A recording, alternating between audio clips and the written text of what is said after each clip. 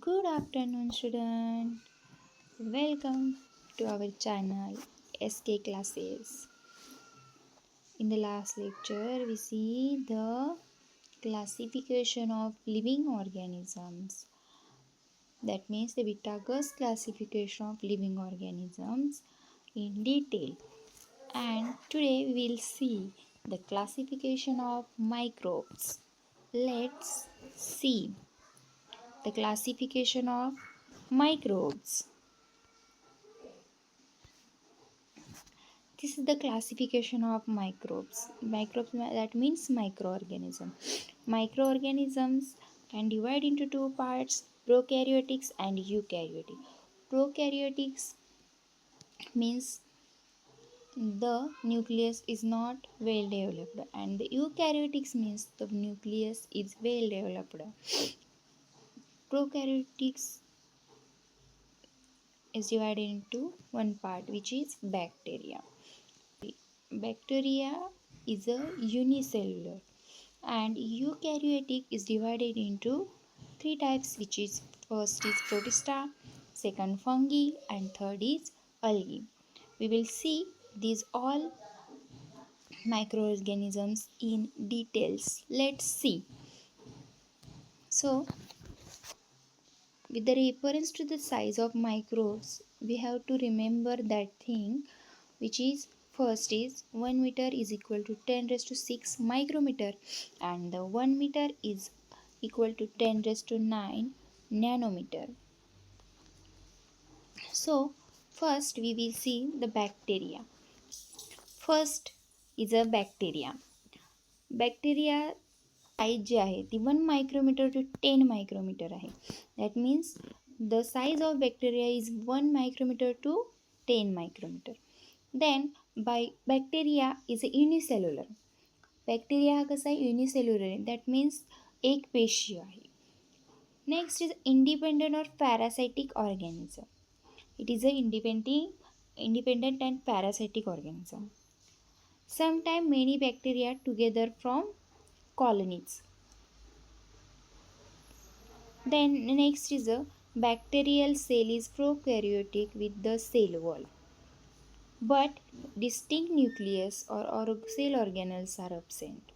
म्हणजेच काय तर bacterial cell is prokaryotic cell आहे with the cell wall, but the nucleus and the cell organelles are absent. त्याच्यामध्ये nucleus आणि cell organelles नसतात. Then third point is they reproduce by simple binary fusion. त्यांचं reproduction कसं होतं तर simple binary फ्युजननं reproduction होतं. In a favourable condition bacteria grows vigorously. Bacteria grows vigorously and can double their number in a 20 minutes. म्हणजे in a favourable condition ते bacteria vigorously grow होतात आणि त्यांची संख्या जी आहे ती 20 मिनिटांमध्ये डबल होते. तर इथे आकृती दिलेली आहे. याच्यामध्ये तुम्ही ही आकृती म्हणजे पाहू शकता की याच्यामध्ये तुम्हाला बॅक्टेरिया दिलेला आहे. लक्षात. त्याच्यानंतर नेक्स्ट जो आहे तो आपला प्रोटोझोआ. नेक्स्ट आहे प्रोटोझोआ. तर प्रोटोझोआची साईज काय असते तर the size of protozoa is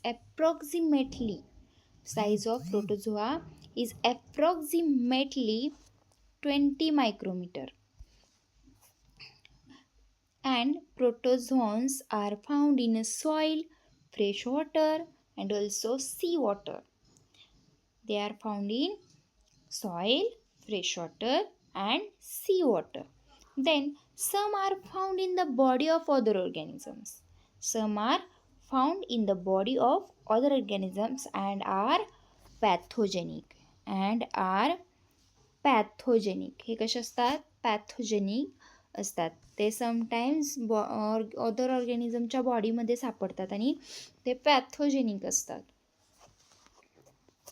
These are unicellular organisms with eukaryotic cell. Unicellular आहेत बट ते युकॅरियोटिक आहेत. युनिसेल्युलर आहेत बट ते कसे आहेत तर युकॅरियोटिक आहेत, म्हणजेच त्याच्यामध्ये न्यूक्लियस हा वेल डेव्हलप असतो. The next is there is a great variation in the cell structure, organ of locomotion, cell structure, organ of locomotion and mode of nutrition among the protozoans. म्हणजे याच्यामध्ये cell structure, organs of locomotion आणि modes of nutrition यांच्यामध्ये variation असतं, खूप प्रमाणात variation असतं. Then these organisms reproduce by simple cell division. यांचं reproduction कसं होतं तर सिम्पल सेल डिव्हिजन पद्धतीने रिप्रोडक्शन होतं. याचे एक्झाम्पल्स पाहूयात. For example amoeba, paramecium, these are free living in a dirty water. ते कुठं असतात तर डर्टी वॉटरमध्ये आपल्याला सापडतात. And next is a Entamoeba histolytica which is causes amoebiasis. Entamoeba histolytica याच्यामुळे अमिबोबायसिस होतो.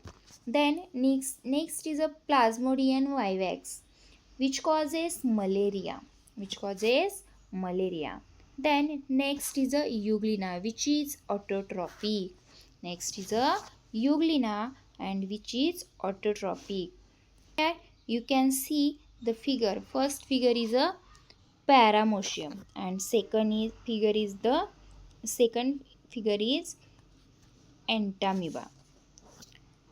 Then next is a fungi.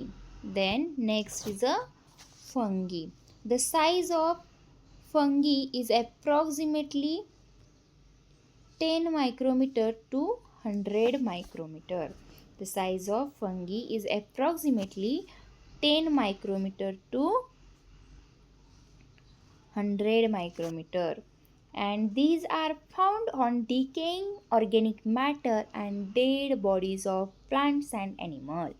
They are found on decaying organic matter and dead bodies of plant and animals.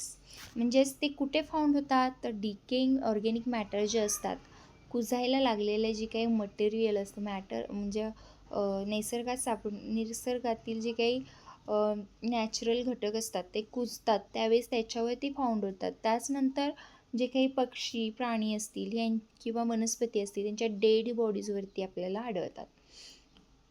For example mushroom. इथे तुम्ही इथे पाहू शकता हे जे काही मशरूम आहे हे कसं असतं, असा आकार असतो त्याचा. पहा, आपल्याला पावसाळ्यामध्ये हे मशरूम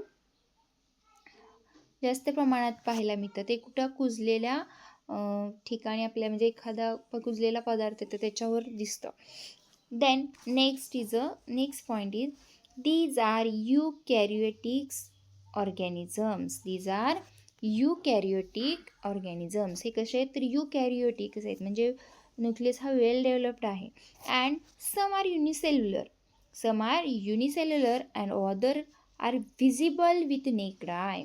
म्हणजे सम कसे असतात, सम आर युनिसेल्युलर, एक पेशी आहेत जे की आपल्या डोळ्याला दिसत नाहीत. And other are visible with naked eye, म्हणजेच ते कसे आहेत, व्हिजिबल आहेत, आपल्याला उघड्या डोळ्यांनी बघण्यासाठी व्हिजिबल आहेत, म्हणजे ते आपल्याला दिसतात. फॉर एक्झाम्पल आपण पाव असेल, त्याच्यानंतर भाकरीचा तुकडा असेल, तो जर जास्त काळ बंद डब्यामध्ये राहिला तर त्याला अशी बुरशी येते आणि त्याच्या म्हणजे असं पांढरं असं कापसासारखं त्यावरती आल्यासारखं होतं किंवा काळपट कलरचं. त्यालाच काय म्हणतो आपण तर फंगी म्हणतो. म्हणजेच ती आपल्याला काय करते, डोळ्यांनी दिसते. Then next is a saprotrophic. Fungi is a saprotrophic and absorb their food from decaying organic matter. आता सॅफ्रोट्रॉपिक म्हणजे काय तर मृतोपजीवी म्हटलं जातं. आणि हे काय करतात तर त्यांचं फूड कुठून करतात तर फ्रॉम डिकेइंग ऑर्गॅनिक मॅटर. जे काही कुजणारं ऑर्गॅनिक मॅटर आहे, डिकेइंग ऑर्गॅनिक मॅटर आहे त्याच्यापासून ते काय करतात, त्यांचं फूड ॲब्झॉर्ब करतात. देन नेक्स्ट इज ते reproduce sexually and asexually by cell division or by budding. म्हणजे त्यांचं रिप्रोडक्शन काय होतं तर सेक्शुअल अँड असेक्शुअल सेल डिव्हिजननं होतं, त्याचप्रमाणे बडिंगनं सुद्धा होतं. आता याचे एक्झाम्पल्स काय आहेत, तर first example is a baker's yeast, म्हणजे पावामध्ये जो आपण ईस्ट वापरतो ते. Then next is a Candida and last is a mushroom. मी तुम्हाला मगाशी त्या आकृती पण काढून दाखवली आहे आणि इथे तुम्हाला एक डायग्रामसुद्धा मी ऑलरेडी दिलेली आहे, जी की मशरूमची आहे. आणि इथे जी तुम्हाला ही डायग्राम दिसते ना, ही डायग्राम अशा प्रकारचं, आपण जर ती कापसावरील बुरशी असेल किंवा भाकरीच्या तुकड्यावरील बुरशी, थोडासा त्याचा भाग काचपट्टीवरती घेऊन तो मायक्रोस्कोप खाली ठेवून मायक्रोस्कोपमधून पाहिला तर आपल्याला ती बुरशी अशा प्रकारे काहीशी दिसते.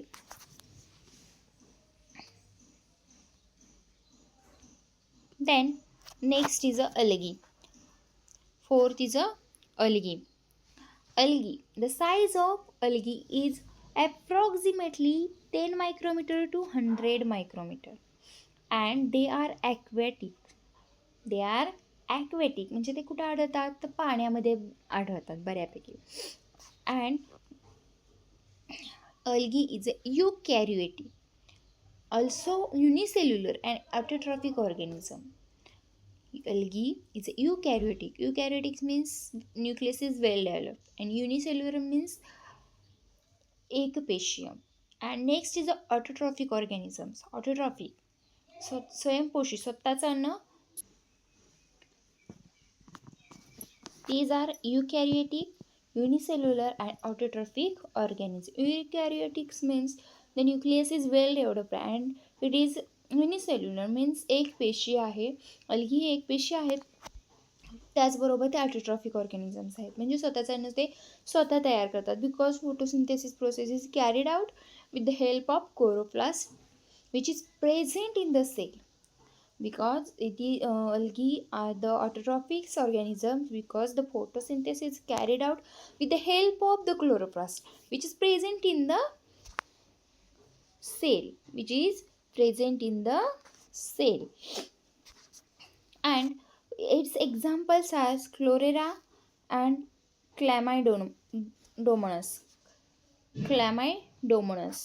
आणि इथे तुम्हाला जी डायग्राम दिसते ही आहे ती आहे क्लोरेराची diagram. And also in the algae very few phases of algae are unicellular. The very few phases are algae unicellular and the most of them are multicellular. And visible with the naked eye. म्हणजेच काय, तर ज्या काही unicellular algae आहेत त्या फक्त काही प्रमाणात आहेत आणि जास्त प्रमाणात ज्या अल्गी आहेत किंवा आपण त्याला मराठीमध्ये शैवाळ असं म्हणतो, त्या मोस्ट प्रमाणामध्ये मल्टीसेल्युलर आहेत, ज्या की आपल्याला उघड्या डोळ्यांनी दिसतात. म्हणजेच आता आपण पाण्यामध्ये जे शैवाळ बघतो ते कसे आहे, तर आपल्याला डोळ्यांनी दिसतं, बरोबर. म्हणजेच ते मल्टीसेल्युलर आहे म्हणून आपल्याला दिसते, राईट. म्हणजेच काय, तर algae is the most of algae are multicellular and visible with naked eye. Then next is viruses. The size of viruses approximately 10 nanometer to 100 nanometer. Generally viruses are not considered as a living organism, or they are said to be organisms at the age of living and non-living. Then they are studied under microbiology because the viruses are very very small. We can't see by naked eye. So viruses are extremely minute. That is, they are 10 to 100 times smaller than bacteria. They are 10 to 100 times smaller than bacteria and can be seen only with electron microscope.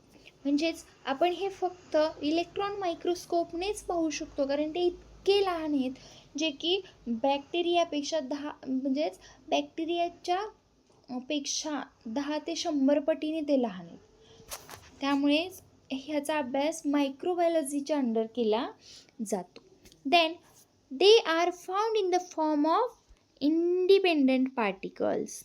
Then they are found in the form of independent particles. Viruses is a long molecule of DNA.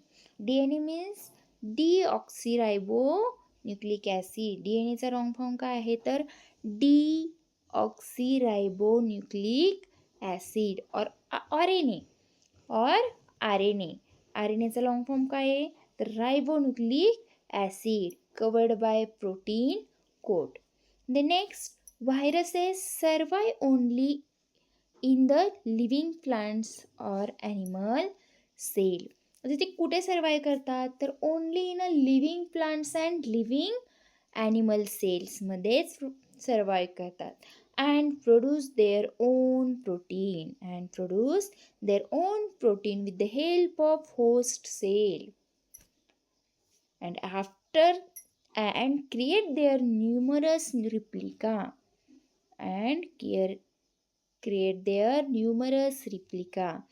then they destroy the host cell and become free and after that these free viruses again infect a new cell. That means the viruses can only survive in a living plants and animal and they जे ते create करतात काय तर numerous replica तयार करतात आणि त्याच्यानंतर म्हणजे त्या स्वतःचं पहिल्यांदा स्वतः viruses produce their own protein. ते स्वतःचं ओन प्रोटीन प्रोड्यूस करतात कशाच्या मदतीने तर होस्ट सेलच्याच मदतीने. आणि ज्यावेळेस त्या न्यूमरस रिप्लिका तयार करतात त्यानंतर ते होस्ट सेलला डिस्ट्रॉय करतात आणि फ्री व्हायरस होतात. And these free viruses again infect a new shell. Viruses causes many diseases to plants and animal. आणि हे व्हायरसेस काय करतात तर प्लांट्स आणि ॲनिमल्समध्ये खूप सारे डिसीजेस निर्माण करतात. So today our first chapter is completed. In the next chapter we'll see the second chapter of the science. धन्यवाद. Thank you.